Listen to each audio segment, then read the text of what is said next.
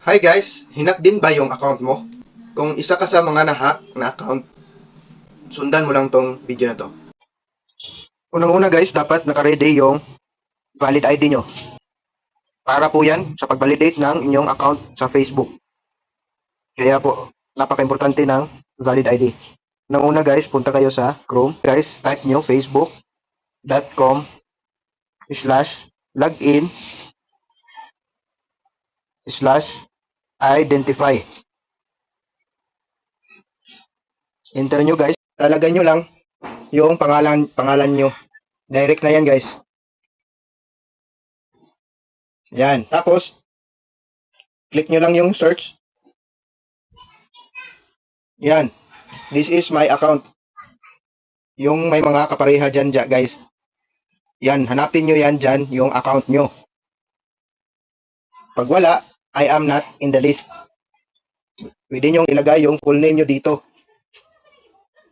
Tapos, lalabas na yung mga kapareha o mismong account nyo talaga. Back nyo lang guys. Ulitin natin.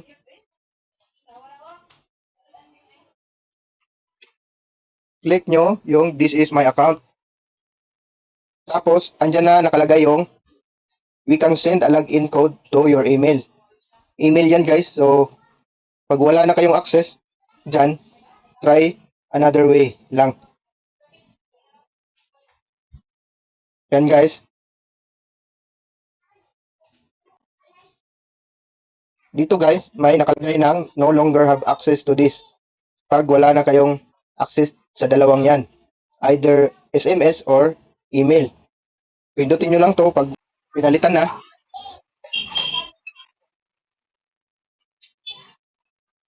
Yan guys, dadirect kayo sa I've lost access to my login details. So may nakalagay dito, tell us how we can reach you, confirm it's you, look out for a message. Then, start guys. Dapat nakapag-ready kayo ng bagong email ad para mabilis yung pag-access nyo sa confirmation ni Facebook. Lagay nyo dito yung email ad nyo. Yan guys, nakapasok na tayo. So, confirm nyo lang. Hanapin nyo yung code na na-send sa inyo ni Facebook na nasa Gmail.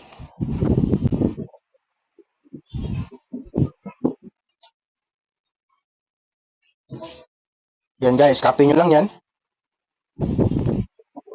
Paste nyo lang dito. Tapos, confirm. Yan guys, yan yung dapat i-upload nyo yung ID nyo.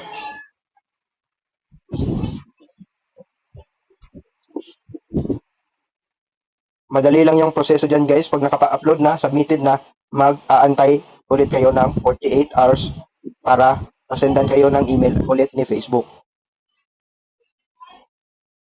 So, ganun lang kadali guys yung pag-recover ng hack account.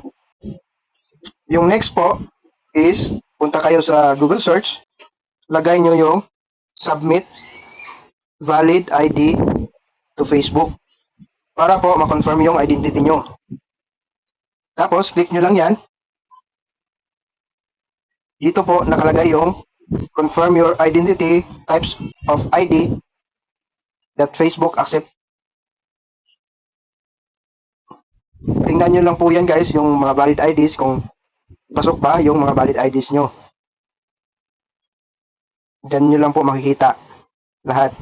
So back tayo, how to upload an ID to Facebook. Yan, basahin nyo yan guys lahat. What happens to your ID after you send it to Facebook? Yan guys, basahin nyo lang.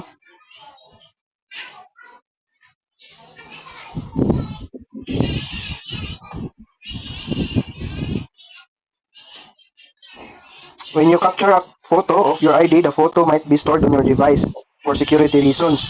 It's often better to delete this photo from your device photo gallery after you've completed the ID upload process. Dito guys, upload approved documents. Ito yung valid ID nyo na ilalagay nyo. Like for example guys, yan, Yumi. Send nyo lang. Yan guys, ang susunod na dyan ay yung forms na fill upan nyo.